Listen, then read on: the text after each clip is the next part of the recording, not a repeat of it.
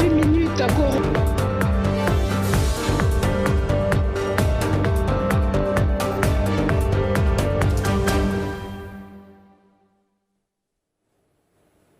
Mesdames, Messieurs, fidèles téléspectateurs de la belle télévision, la chaîne panafricaine internationale, bonsoir.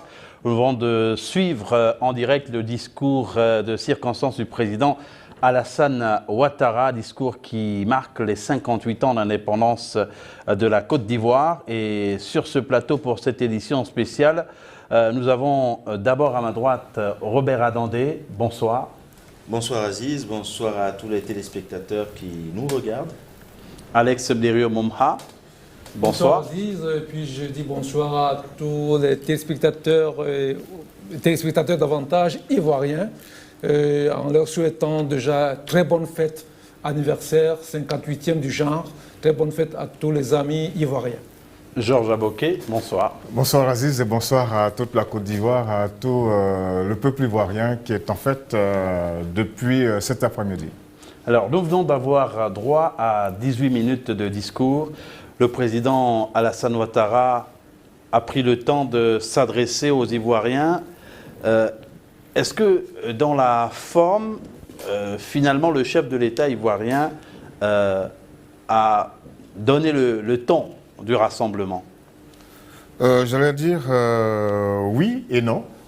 Oui, parce que depuis plusieurs années, les Ivoiriens, ils sont nombreux à demander que toutes les personnes qui sont en détention soient libérées.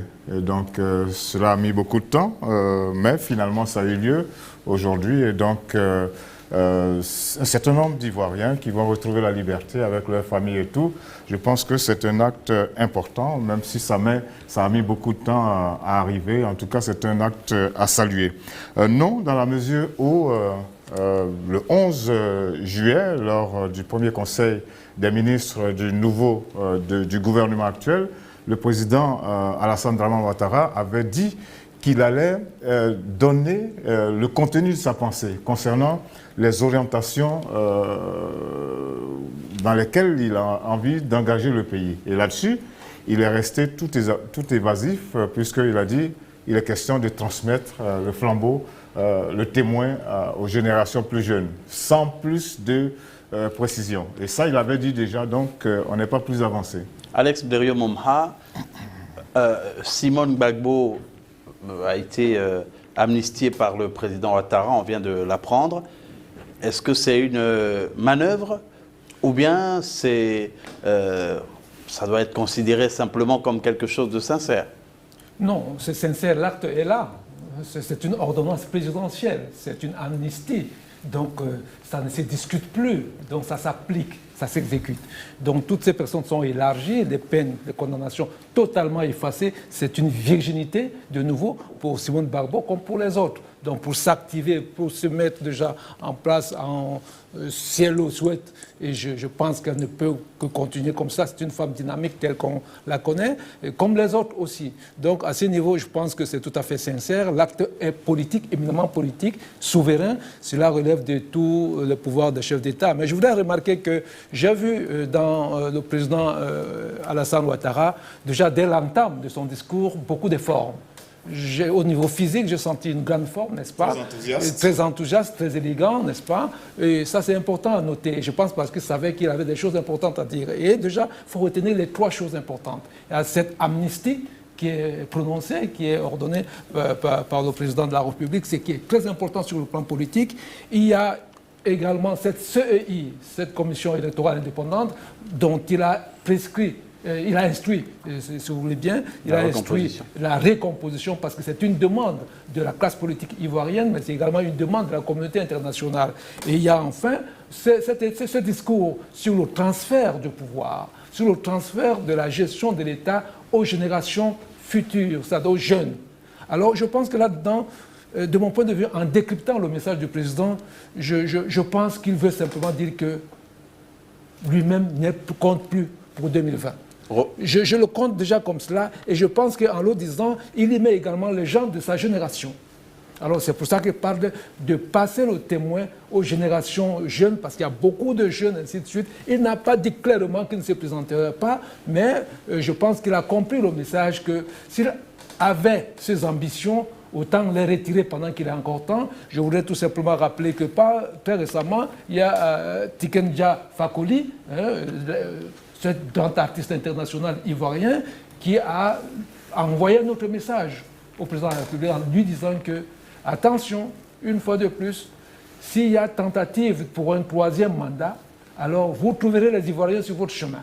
Alors tout cela pour dire que je pense que quelque part, le président a écouté le peuple sur un certain nombre de sujets et aujourd'hui il a dit des choses qui pour moi sont importantes à l'occasion de ce 58e anniversaire de l'indépendance de son pays. Robert Adandé, le président Alassane Ouattara a beaucoup parlé de la jeunesse ce soir et il y a effectivement beaucoup d'ambitions pour la présidence de la République qui sont déjà suscitées. Est-ce que ce soir, finalement, comme on dit en Côte d'Ivoire, il a un peu mis la balle à terre en disant aux jeunes « Soyez rassurés, votre tour arrive ». Alors, il faut dire que ce discours était très attendu, surtout dans un contexte politique marqué par un climat de tension, de déchirement, notamment au sein de la famille du Rassemblement des Oufouettistes au pouvoir. Et je crois que le président Alassane Ouattara a pris la mesure de ce contexte-là, a pris la mesure des enjeux.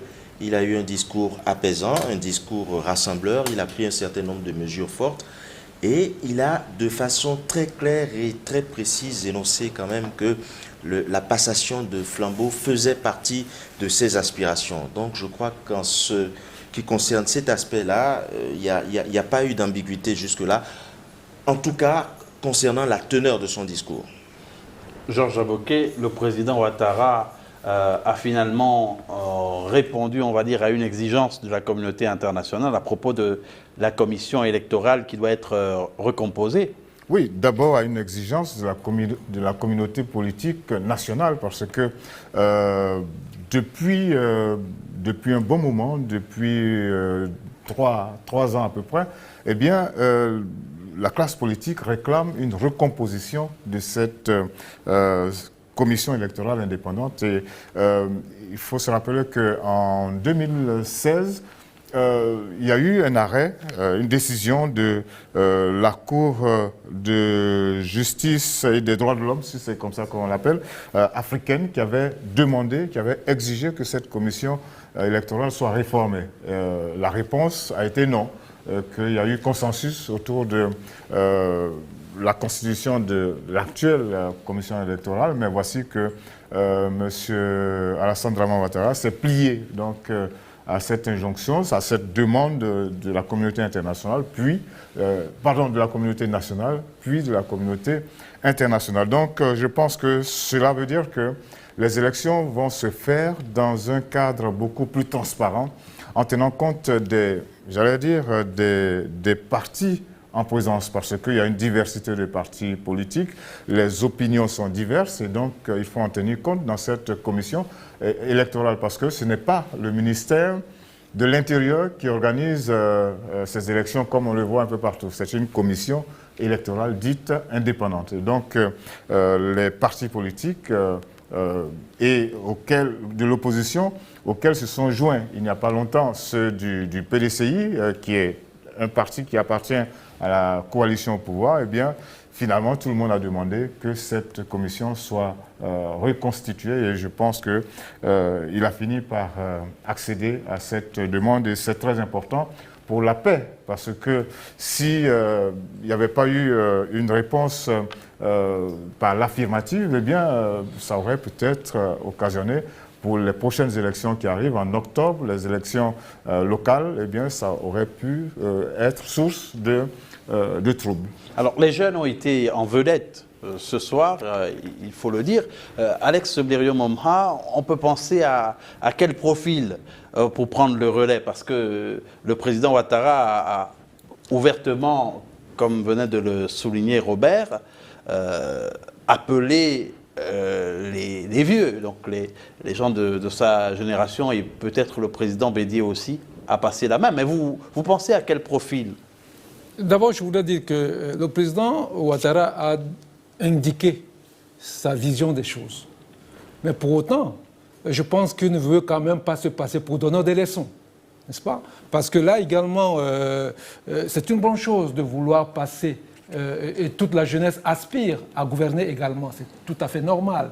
Mais en même temps, ce discours qui semble ouvert, qui est même ouvert à la jeunesse, semble être moralisateur pour un certain nombre de personnes qui peuvent se sentir directement concernées. Vous avez cité le nom du président Bédié. Je ne sais pas si le président Henri Konan Bédié a envie de revenir au pouvoir ou non, si c'est de lui qu'il s'agit, ou des personnes de cet âge. Parce qu'il faut également le dire, hein, si par extraordinaire, on venait à libérer le président Gbagbo de la CPI, alors... Pourquoi extraordinaire? Non, parce que, disons, pour l'instant, il est encore détenu et tout le monde souhaite que son cas soit suffisamment examiné parce que beaucoup de choses prêtent à une détention qui n'est pas tellement basée sur des éléments vérifiés à son encontre, alors il pourrait être libéré. Bon, mais pour l'instant, comme il est encore là-bas, je préfère parler au conditionnel pour dire que, mais s'il venait à être libéré, alors il est de la trame d'âge de Ouattara et de Bédié et tout ce monde-là. Alors, veut-on lui dire que s'il veut reprendre un rôle de premier plan en matière politique, briguer un mandat, on devrait le dire non, non. Donc là-dessus, le discours est bien, mais en même temps, il ne faut pas penser que c'est ça qui va faire le lit de tous les états-majors des partis politiques. Non, la jeunesse est concernée, il y en a au PDCI, il y en a au RDR, il y en a au FPI. Tous ces jeunes aspirent à gouverner. Il y a Soro Guillaume, qui depuis un bon bout de temps est présenté pour quelqu'un et qui n'a jamais caché ses ambitions par rapport au pouvoir suprême. Alors donc, voilà les jeunes d'aujourd'hui. Mais ça ne veut pas dire que les autres ont totalement, ou bien que c'est le président Ouattara qui va leur dire que s'il lui veut partir, on veut le part. Mais non, et si la nation, la population, par vote transparent, n'est-ce pas, confie encore son destin à quelqu'un de cet âge, c'est le choix du peuple. Georges Aboké, certains jeunes se sont déjà déclarés candidats. Jean-Louis Billon, par exemple. Dans le camp du PDCI, il y a Jean-Louis Billon qui l'a annoncé depuis longtemps, hein, depuis très longtemps. Il a dit à tous ceux qui étaient ses proches, et puis de plus en plus au grand public, qu'il a l'intention de briguer le poste de président de la République. Il y a aussi, comme Alex l'a dit, il y a Soro Guillaume, le président actuel de l'Assemblée nationale, qui parle de se présenter, en tout cas, et depuis quelque temps, bon, il ne se définit pas de façon précise, mais dans tous les cas, quand il parle, on sent à travers ses propos qu'il n'a pas renoncé à cette ambition. Maintenant, il y a des questions quand même qui se posent. Si le président Laurent Gbagbo sort, bon, lui, il est beaucoup plus jeune que Alassane Ouattara et Bédié. Il est plus jeune, en tout cas. Mais moi, j'ai des questions. La démarche est un peu ambiguë. La démarche du président Alassane Dramane Ouattara est un peu ambiguë dans la mesure où c'est lui qui a insufflé la nouvelle constitution. Et dans cette nouvelle constitution, dite de la Troisième République, il y a un volet qui a sauté, le volet de l'âge. Dans le temps, il était question de ne pas pouvoir se présenter quand on avait 75 ans. Et plus. Donc, le plafond, c'était 75 ans. Alors, dans la nouvelle constitution, ce volet a sauté. Alors, ça fait un peu ambigu dans la mesure où c'est lui qui fait en sorte que ce volet saute. Et puis, en même temps, dans son discours, il dit qu'on va passer le témoin à la jeunesse. Il y a quelque chose qui ne marche pas très bien. Ensuite, l'autre question, c'est est-ce qu'en tenant ce discours, il a envie de mettre dans la tête des Ivoiriens qu'il faut écarter, par exemple, le président Bédié si d'aventure celui-ci était candidat, et même le président Gbagbo. Et puis, troisième interrogation, est-ce qu'il lui revient à lui d'indiquer la voie à suivre? Voilà. Justement, je rappelle à nos téléspectateurs qu'ils sont sur une édition spéciale consacrée aux 58 ans d'indépendance de la Côte d'Ivoire. Robert Adandé, le président Ouattara, a été suffisamment clair par rapport à ses ambitions. On peut considérer qu'il a, sans le dire clairement, décidé de passer la main. Alors, ça, comme dirait souvent Alex, bien malin qui saurait le dire. Mais en revanche, je rebondis, avant de rebondir sur la chute de Alex tout à l'heure, je rebondis sur ce que vient de dire Georges quant à la modification du verrou de l'âge au niveau de la Constitution. À quel moment est-ce que ce verrou a sauté? Après l'élection de 2015.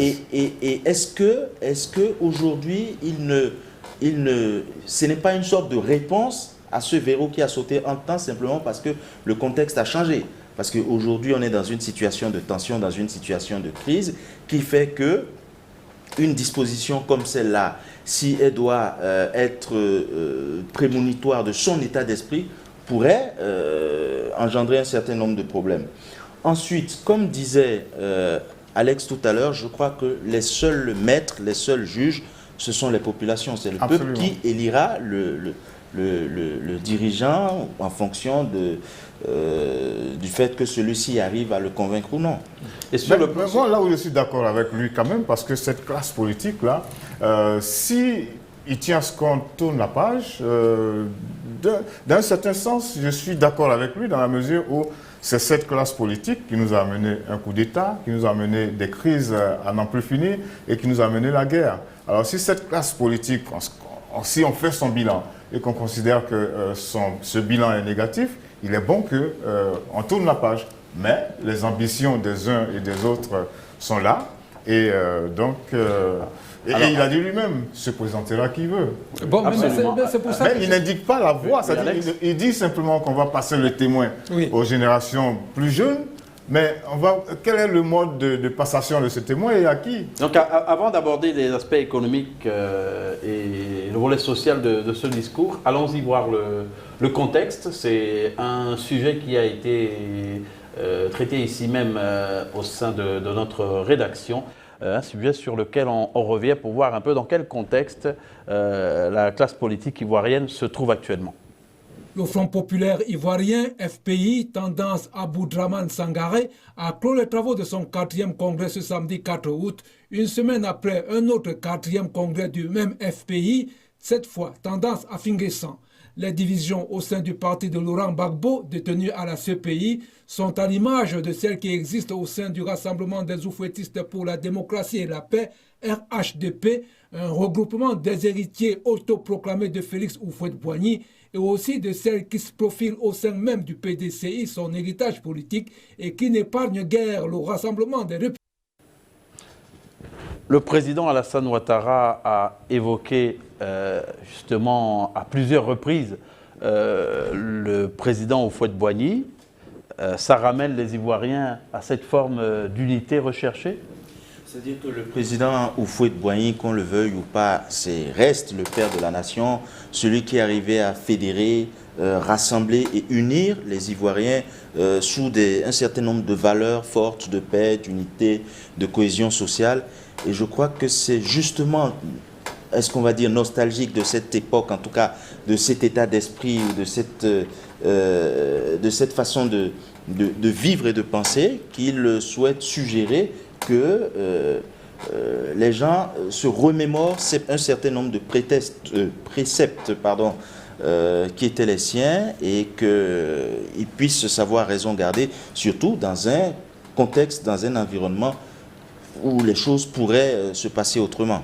Le président Alassane Dramane Ouattara a cité à 2 ou 3 reprises le président Félix Houphouët-Boigny, qui est une sorte de grand fétiche pour le peuple. Politiquement, c'est très bien joué parce que Houphouët-Boigny rassemble les Ivoiriens. Justement, il faut dire que le président Félix Houphouët-Boigny est décédé depuis 1993. Et donc, si je suis d'accord complètement avec Robert, maintenant, l'autre question qu'il faut se poser, c'est est-ce que tous ceux qui se réclament de Houphouët-Boigny, tous ceux qui parlent de lui, ne l'utilisent pas finalement comme simplement un fonds de commerce politique, parce que c'est ça. C'est-à-dire, il faut pouvoir rassembler véritablement. C'est-à-dire, il faut dire ce qu'on fait et puis il faut faire ce qu'on dit. Et là, dans le cas qui nous préoccupe, là, c'est que la famille politique qu'a laissé Houphouët-Boigny, le PDCI, a explosé. a explosé. Ça a donné un certain nombre de partis politiques. Et certains de ces partis politiques ont éprouvé le besoin de se retrouver dans un groupement de partis politiques, le RHDP. Et puis, depuis quelques semaines, eh bien, la machine a pris un coup de grippe. Eh bien, tout le monde ne voit plus les choses de la même façon, même si chacun se réclame du président Félix Houphouët-Boigny.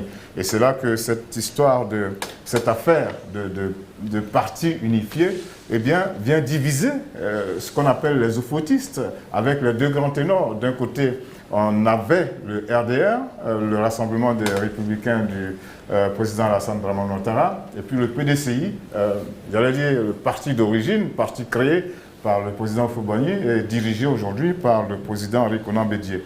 Et donc, les deux ténors sont en train de prendre chacun sa voix, et tout le monde est plus ou moins étonné, on se demande où est-ce qu'on va. Mais en fond de ce soir, il y en a qui disent que les gens ont envie de revenir au parti unique. Parce que, bon, Houphouët, il a régné sous le parti unique et bon nombre d'entre ses héritiers ont envie de revenir au parti unique en formant une sorte de bloc pour gagner toutes les élections. Mais malheureusement, pour eux, bon, les choses vont actuellement dans tous les sens et cela met le pays en difficulté dans la mesure où, je le disais une fois ici, il y a trois grands partis en Côte d'Ivoire, le PDCI, le RDR et le FPI de Laurent Gbagbo.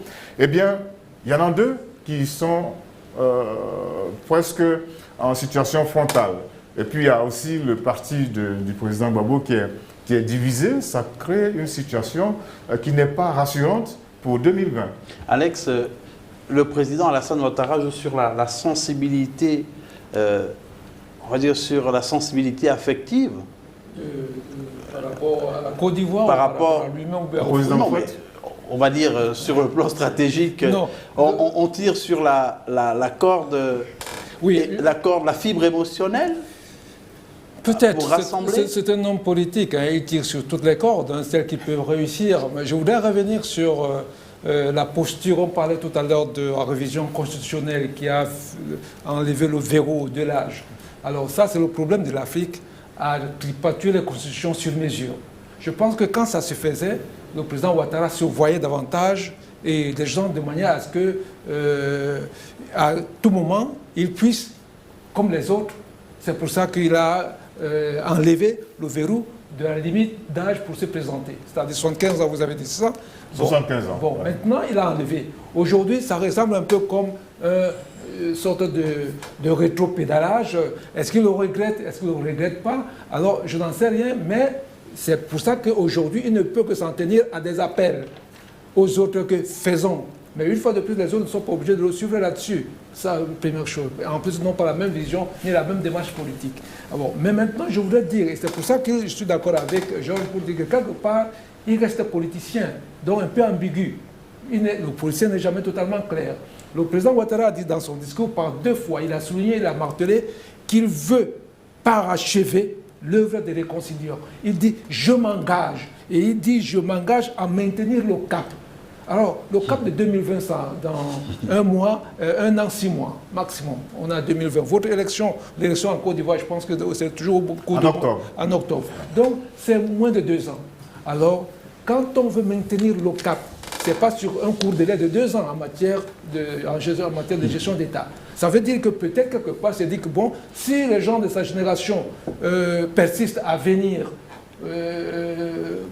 concourir et qui ne veut pas laisser la place aux plus jeunes, en ce moment, on ne pourra pas lui reprocher de lui-même briguer encore un 3e mandat. C'est pour ça qu'il ne se prononce pas s'il est partant ou n'est pas partant. Est-ce que le texte, les textes ne lui permettent pas? On aura en tout cas l'occasion de chacun a droit à 2 mandats, point final. On aura l'occasion de revenir. C'est ça, heureusement. On aura l'occasion de revenir autour de Robert Adandé sur le sujet ce dimanche. Oui, mais je voudrais tout simplement dire que vous savez également en Afrique, nous avons ce qu'on appelle l'appel du peuple. Alors, à chaque fois, à un certain moment, un peu comme au Cameroun, les citoyens, les états-majors organisent des populations, l'émotion commence à monter, le peuple veut, il n'y a que vous, il n'y ne faut pas partir, vous êtes indispensable, et puis, écoute, c'est le peuple qui a demandé. Pendant le week-end dernier. Bon. Le roi des rois, j'allais dire, l'a annoncé, il a annoncé les couleurs. Alors juste souligner qu'il n'y a pas eu que le volet politique. Hein, le président Ouattara a aussi fait le bilan économique qui est plutôt reluisant. Georges Aboké. Oui, il est plutôt reluisant. Le climat des affaires s'est vraiment assaini. La Côte d'Ivoire est parmi les meilleurs de la classe au plan africain comme au plan mondial. La croissance est toujours de mise, mais il y a toujours un mais. Le mais, c'est que les Ivoiriens attendent que les effets de cette croissance-là se retrouvent dans leur quotidien. C'est vrai qu'il y a eu beaucoup d'infrastructures, notamment au plan sanitaire, et ça, on peut lui tirer le chapeau au plan sanitaire, même si certaines ont commencé par ses prédécesseurs, mais bon, il a eu à parachever certains gros travaux, des ponts, des routes, des hôpitaux, cela est très bien. Maintenant, sur le volet de l'accès à l'eau potable, là, actuellement, il y a un gros problème. Ça ne marche pas du tout, la machine est en panne.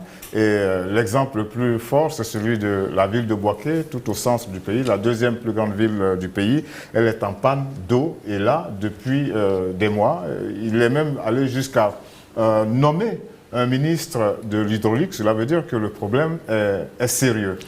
Mais l'on attend d'avoir les effets de cette croissance-là chaque année.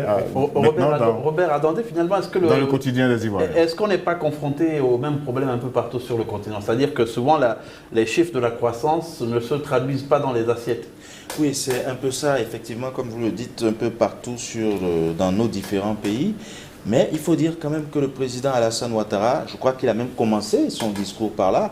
Il a commencé à on va pas s'enorgueillir un peu et se flatter de ses voyants plutôt verts en ce qui concerne l'économie, des progrès significatifs, l'institution, des performances dynamiques, un certain nombre, un climat des affaires assaini, au niveau de l'agriculture, une embellie remarquable.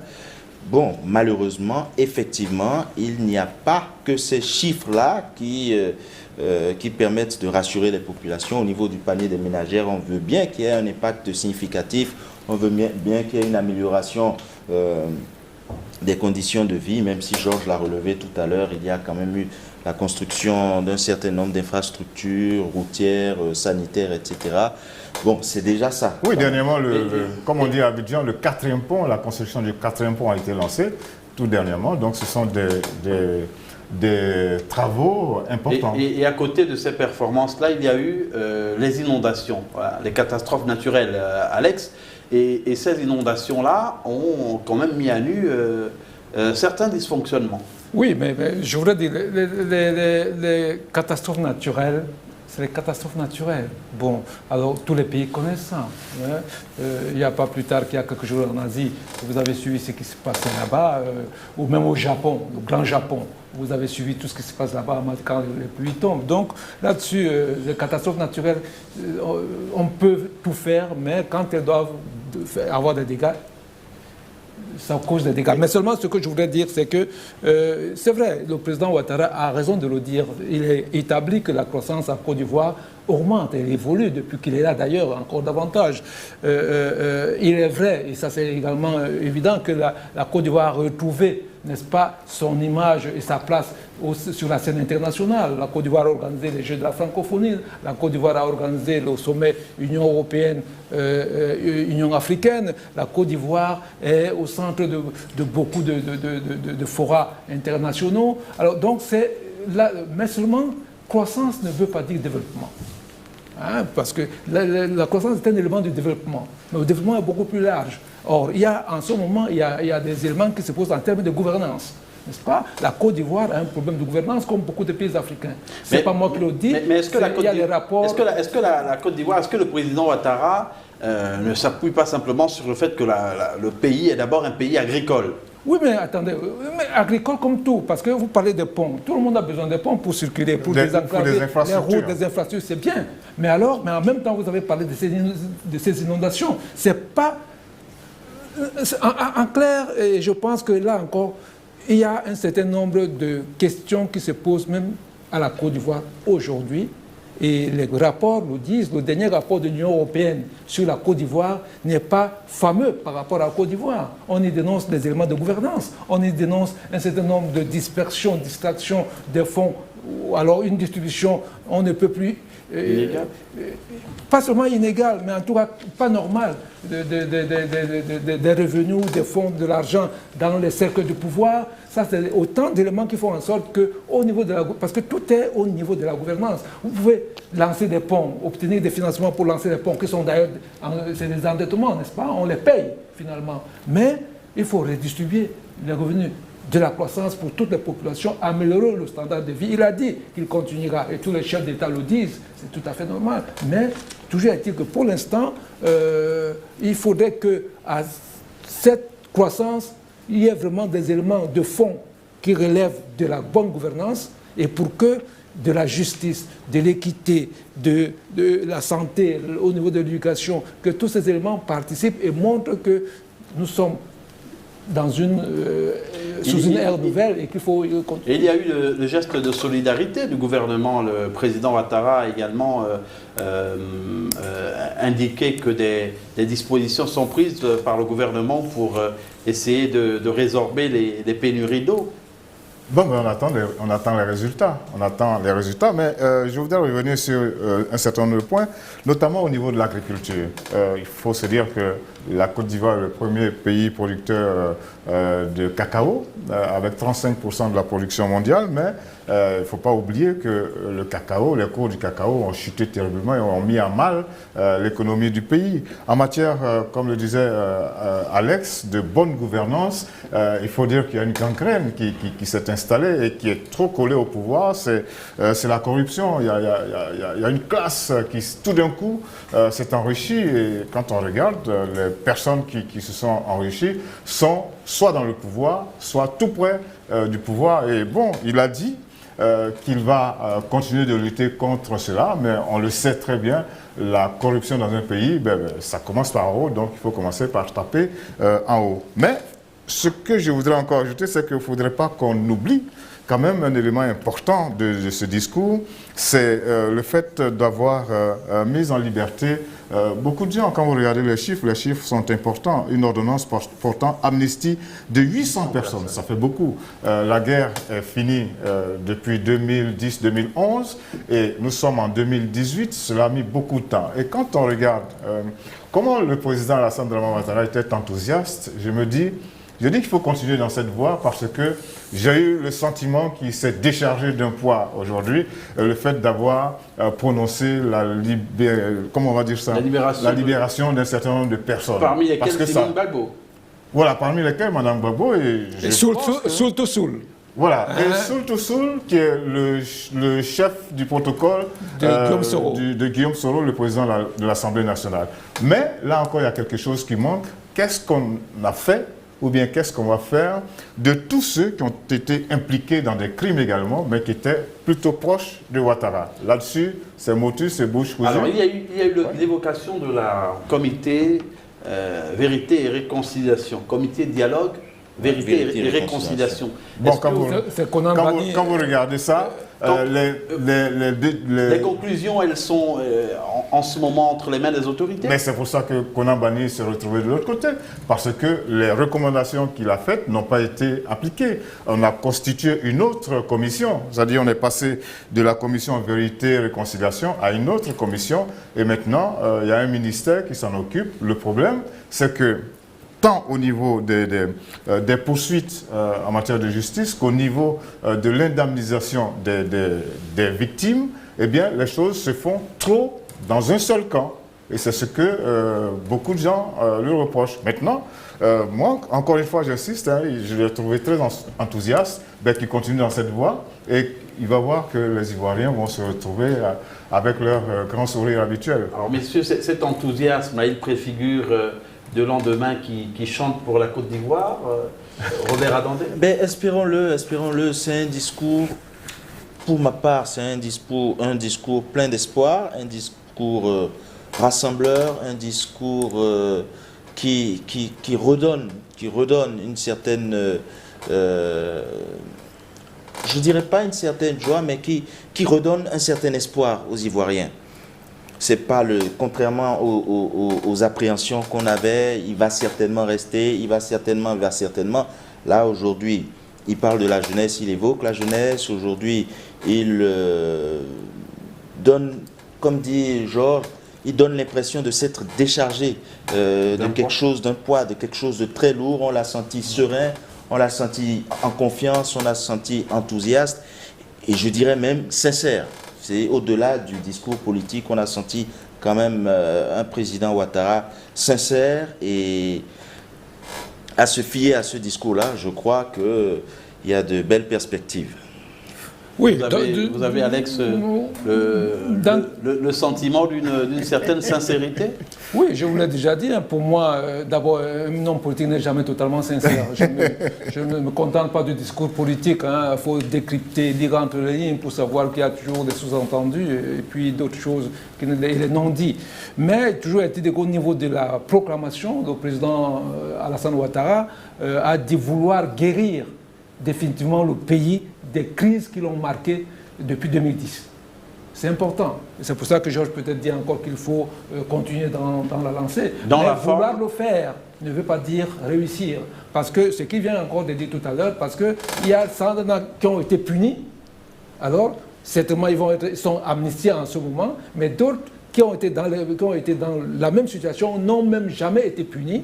Et alors, à ce niveau, quelqu'un va se dire, ben, alors, quelle est cette justice? C'est à géométrie variable, des choses de ce genre. Donc, mais c'est pour cela que là également, c'est un appel peut-être quand il voudrait que tout le monde oublie un peu et regarde un peu plus devant maintenant. Bon, on peut le faire, mais une fois de plus, on peut pardonner, mais on n'oublie pas. En tout cas, le président Ouattara a appelé au pardon, il a appelé les Ivoiriens à pardonner.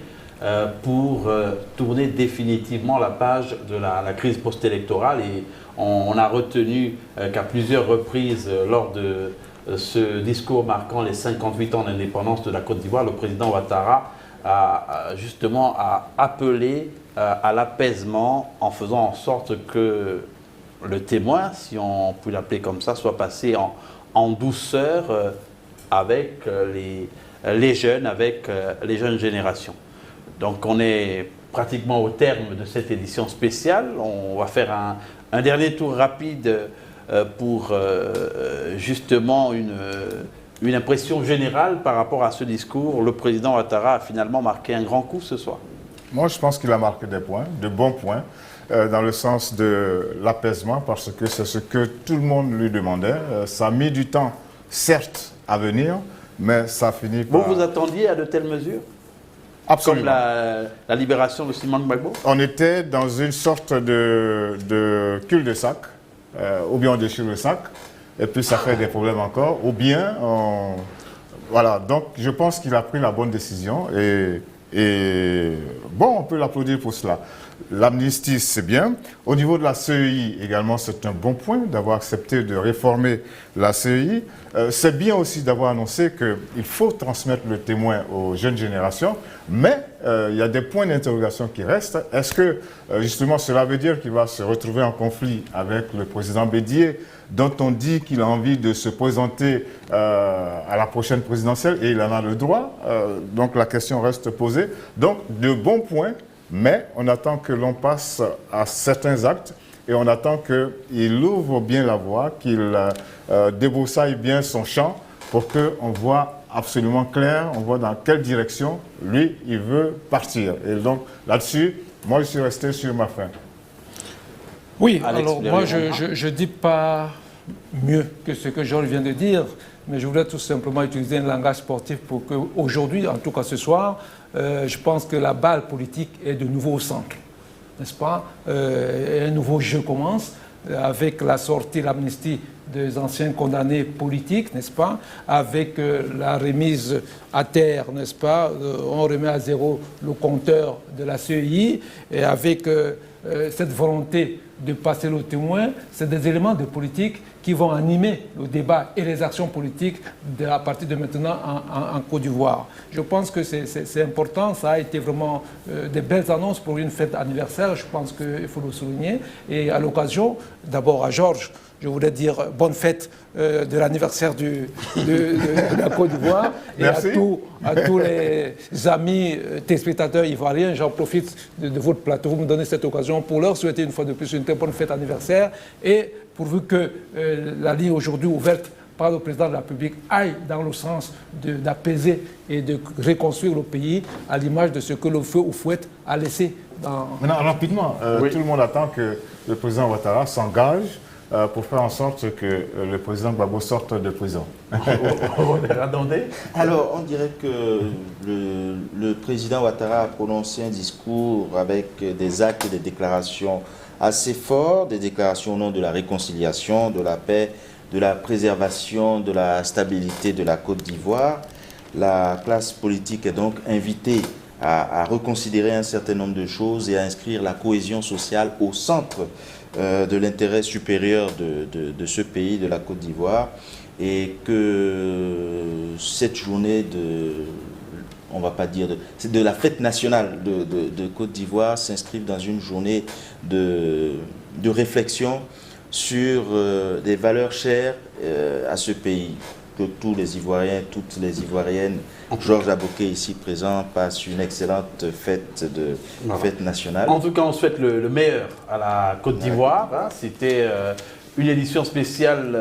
Et je vous permets de souhaiter particulièrement bonne fête à Youssouf Silla Sébastien, de Label Télévision et Radio. Ah ouais, c'est l'autre Ivoirien de Label Télévision. Mais qui vous reçoit certainement. Donc on rappelle que cette édition spéciale a été consacrée aux 58 ans d'indépendance de la Côte d'Ivoire et au décryptage du discours du président Alassane Dramane Ouattara. Merci de votre aimable attention. Merci messieurs d'avoir été ici sur ce plateau et très bonne suite de programmes sur Label Radio et Télévision, la chaîne panafricaine internationale.